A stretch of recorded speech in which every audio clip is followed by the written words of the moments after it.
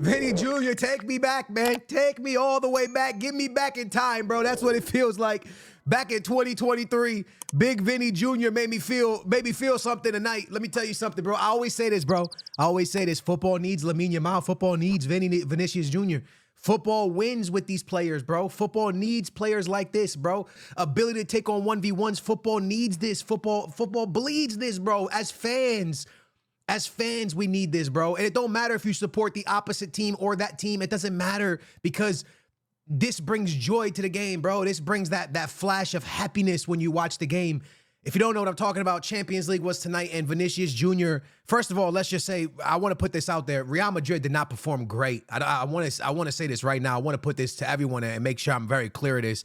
I don't think any Real Madrid fan should be excited going into El Clasico with the performance they just saw today, but also the players could have one thing on their mind, and it could be El Clasico. So, look, at the end of the day, in the Champions League, in the league, it's about getting 3 points, right? At this stage, 3 points. And it doesn't really matter how you perform. There's so many games right now in football, lads, that it's hard to perform great every single game, right? It's hard to be this well-oiled machine and this no mistake living high the entire season.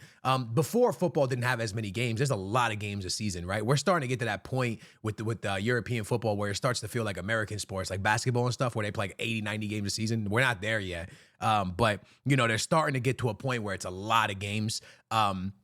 So you can't expect the team to play well every single game, but for me, this wasn't a performance where Real Madrid, like, you're not going to go back and be like, yo, you remember the 2025 season? Let's go watch this game. Like, that's not a game that you really kind of want to watch again. But it is important that Real Madrid had two huge things happen today. Number one, they returned the hand of time, right? When it comes to Jude Bellingham, it looked like he was back in that prime position of being their number 9, being in a spot to score a goal and scoring the goal that wins it. Like, it feels like that old school, not old school, but like last couple seasons ago, Real Madrid, where Jude Bellingham was bailing them out. And then for Vinicius Jr., I mean, I was so excited, man, because I saw a guy with like 4 or 5 defenders all around him, bro. There's like these defenders everywhere, and they're all around him, and he's able to get something out of nothing. And he's able to get a shot off where realistically most players wouldn't get a shot off. He got a shot off. He's able to get the shot on target, and that on target. But when you hit the post, that's not considered on target, right? That's the thing in football, right? When you hit the post, it's not considered on target. But he hits the post and comes out, and Jude Bellingham puts it away. Really, if I'm being serious with you, outside of Vinny Jr. and that goal, it's low key hard for me to say this, but Valverde, Tchouaméni, Camavinga, Jude Bellingham, they all play on the same team, right? So it's hard for me to say this, but at the same time, it's not hard for me to say this. Guler for me has been Real Madrid's best midfielder. He's just been an absolute machine when it comes to a midfield. When you think about someone like Guler, you think about a playmaker, and you think about only getting assists and only doing the offensive work. But truly, he's been the full package. He's been winning balls back. He's been hustling. He's been grinding. He's really been an engine in that midfield. And it's crazy because last year I begged for this. When Ancelotti I felt he was just burning the young talent, right? I kept saying, yo, play Guler, play Endrick, just play these young kids. And he wouldn't. And I don't know if Xabi Alonso stepped in and this was his vision, or if Jude Bellingham's injury happened. And this is what happens in football a lot. A major player gets injured and someone steps in, you go, whoa, right? And that player kind of shows what he got. It's great for Real Madrid. It's a headache for Xabi Alonso, because how do you make this work with all of them now when you have so many great midfielders? But Guler cannot get benched. In my opinion, Guler cannot get benched, because even in this game against Juve today, he showed that he was the best midfielder on the field. And the first 45 minutes, the man completely bossed the game up and down the field. So when I look at this, I think to myself, okay, so what does Xabi Alonso do now that Jude Bellingham's pretty much healthy? Is this like a drop one play that you can't bench Guler? I just don't see a world where you can bench Guler with the performances he has given you. And also, the most important thing, the chemistry that he has built with Mbappe. I think he's built a very, very strong chemistry with Mbappe. And I think the fact that you have the wins you have in La Liga and the wins you have in the Champions League, to mess around with that chemistry now, to mess up that kind of nice flow through the middle, I think is a big mistake in many, many ways. So in my opinion, I think you have to keep starting him. I think he's been your best midfielder, and I think you rock out with him. And I'm so glad his talent's finally showing to the entire world, because for so long under Ancelotti, we wanted to see this, and we didn't get to see it, and we were stripped of it. But now we're able to see it, and we're able to see the absolute amazing talent that this kid has. And we would see it when he would go play for his national team. We'd be like, whoa. And then he would come back and not really. But for Madrid, he's showing it now. And that to me is the most exciting part. The goalkeepers are outstanding in this game. The goalkeepers are, I mean, there's a reason why we all see Courtois as probably the best goalkeeper in the world. There's a reason for it. And when you have Courtois in net, you're in every single game, because this guy makes saves that just don't even make sense. For example, Juve has a counterattack where it's Eder Militao against Vlahovic, the striker, and if I'm being honest with you, the Juve player messes up, because if he goes across the body of Eder Militao, so he kind of, so it's a breakaway, right? And it's him, and then the homie Eder Militao is to the right of him, right? So Eder Militao has their shoulder to shoulder, and the striker's kind of pushing Eder Militao off, and the striker continues to go to the left. But if the striker goes to the right, eventually Eder Militao is going to either clip him or take him out, and if he takes him out, it's a red card. And if he takes him out at a certain point, it's a penalty. But he didn't play for that. And you have to respect it, because in football, we do have people that play for fouls way too much. You have to respect it. He's a striker. He saw a goal. He saw an opportunity to go for goal, and he took that. Had he gone to his right, he had a right foot shot, cross body, maybe a near post, the goal would have opened up a lot. The angle would have been much better. And also he had the possibility of Eder Militao taking him out. And he didn't do that. He went to the left, which kind of completely closed the angle for Courtois to really be able to make a big save. And the save's still phenomenal, right? And most keepers aren't making this save. Courtois is just a different breed, makes a save, keeps Real Madrid in it. But for me, the big thing about Real Madrid right now, lads, if you missed the game, is they almost feel like at the end of a game, how do I say this? I think that I'm going to bring up Arsenal for a second. I think the reason Arsenal is so hard to trust, and why Arsenal isn't a team that has already won the league under Arteta, is sometimes they score a goal and they get complacent. I think that's the word. They're comfortable. And then, you know, a last minute goal will happen, or some dumb thing will happen at the end, and they'll get unfortunate, and then they'll be like, dang, man, like that sucks. We could have won that. And that's why I think they haven't won the league yet. And I think Real Madrid, some games are kind of playing with this, and they're playing with fire. At the end of the game, they just start doing dumb stuff, and they just start doing things that just doesn't make sense. It almost feels like they don't know how to close games out. It is a young team with older players, but a lot of young players. But when Modric was there and Toni Kroos was there, you know, it's much easier to close games out because these guys were so mature and so understood the game and game management really well. And I don't think that Real Madrid really has that right now. I don't think they have a good game manager. And I think that's the one thing that separates Real Madrid from Barcelona. And I know I bring them up a lot, but it's important to bring them up because El Clasico's this weekend. I think what separates these two teams massively is Pedri.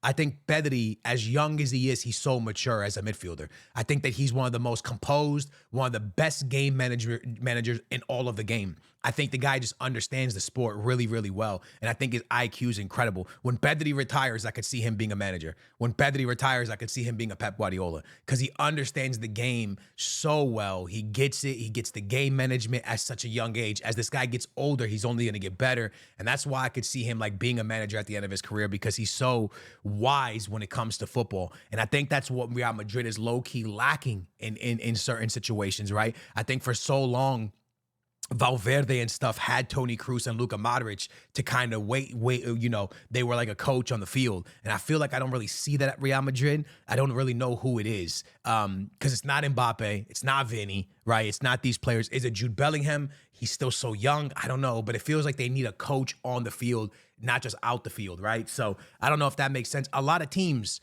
had coaches on and off the field, right? Xabi Alonso was a coach on the field. Yaya Touré and a lot of these players, bro, Conte, right? These are guys that you feel like are coaches on the field. They help so much, and I feel like Real Madrid kind of lacks that. I could be wrong, but I kind of feel like they lack it. Regardless, at the end of the day, they're playing Juve, and Juve is a good team. Juve is a team that's always a good team. I think domestically, I think they're doing good in their league, but I think that have they been struggling as of late? I'm not 100% sure, but I think they've been struggling as of late, but I could be wrong. Yeah, they've been struggling as of late. So they haven't won in 7 matches. They beat Inter, and then they tied to Dortmund, tied, lost, and then lost today. So, yeah, I mean, they're not doing great. They're down in 7th place. So you would have kind of expected Madrid to do better, but also it's Juve. And it's always the old lady. It's always a big team.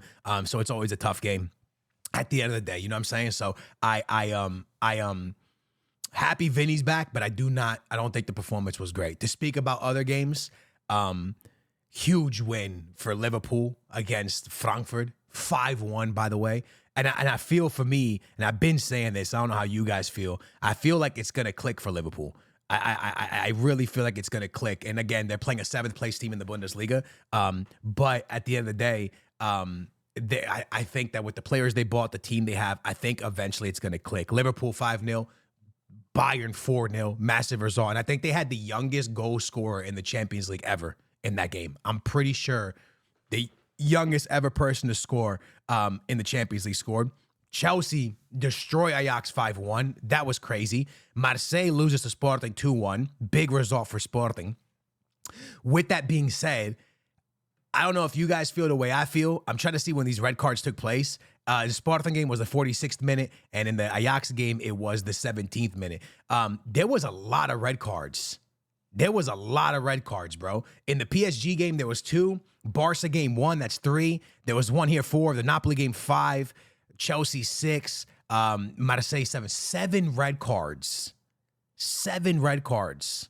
That's a lot, bro. That's a lot of red cards, man. That is a ton of red cards this round. That was wild. There was a lot of red cards. Next round, we get Liverpool, Real Madrid. Yeah, now we're talking. PSG, Bayern. Yeah, now we're talking. Dortmund, Man City. Now we're talking, lads. Benfica, Bayer Leverkusen. Benfica's already out. Club Brugge, Bayern. Barca, bruh. This Liverpool, Real Madrid game. Buddy, sign me up. Sign me up, bro. I am here for it, man. I need to see Real Madrid against Barcelona. I need to see them against Liverpool. I am very, very, I just want to say this.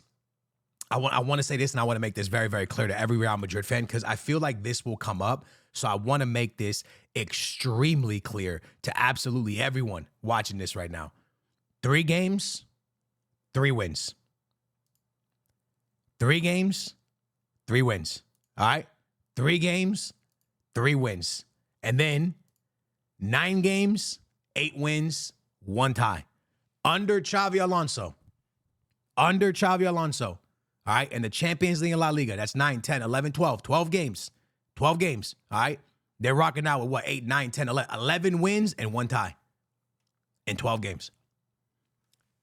There's nobody that's going to knock what this team is doing. And there's nobody going to knock what Xavi Alonso's doing. The big test is right now. We know this. The big test is El Clasico this weekend coming up. It's the huge test. But at the end of the day, you got to take your hat off to what Xabi Alonso has done. You have to respect what he's done, because even if they're not performing every single game, they're getting the job done. And like I told you guys, with how many games there are right now, you don't have to get the job done every single time. Mbappe should have scored this game. Massive save from the keeper. Vinny was good. Jude Bellingham found the back of the net. The little wins. You got little wins. Is this a confidence booster going into El Clasico? The result, I would say 100%, because you beat Juve. And every time you beat Juve on paper, that's nice. The performance, I don't think you look back at it and get excited about it. You kept a clean sheet. So defensively, which both defenses for Madrid and Barca haven't been great, you take pride in it. So we kept a clean sheet. Fire. That's a great thing. We kept a clean sheet.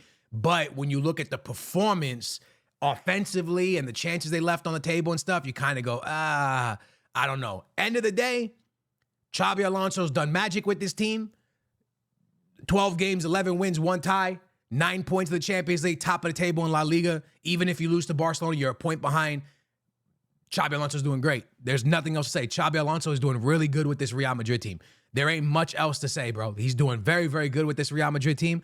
I think we all want to see better performances. I think El Clasico is going to tell us a lot about this team, about these players, about this coach. But at the end of the day, Real Madrid, I mean, here's the truth. people, we have to say how it is. Real Madrid at the moment is as favorite as anybody else is for the Champions League. That's just facts. They're as favorite, and they're as favorite for La Liga as anybody else is. Right now, before El Clasico, you would say Real Madrid are the most favorites for La Liga, right? Before El Clasico, with how they've started the season. We'll see after El Clasico. If they win against Barcelona, then this team is serious. This is a serious, serious team. But the Barcelona game's going to tell us a lot. Guys, I hope y'all enjoyed it. It's been your boy Skills. Vinny, welcome back to football, man. We missed you, bro. It's been a long time. We really appreciate you coming back, Vinicius Jr. Thank you so much, man, from the bottom of my heart. I'm A9 Skills, and I just want to say to you, for the entire football community, we appreciate you, Vinny. We appreciate you for returning to football. We appreciate you for bringing joy back to football, and we appreciate you being here. We would really appreciate less rage baiting and more skill moves, more barbecue chicken, cooking them up. Please cook up some more people. Please continue to do what you do offensively. And then, just stop with the rage bait and just go crazy so we can see clips of you going crazy and we can see nice goals. Okay. We appreciate you. Obrigado, meu. Okay. That logo. Okay, bye.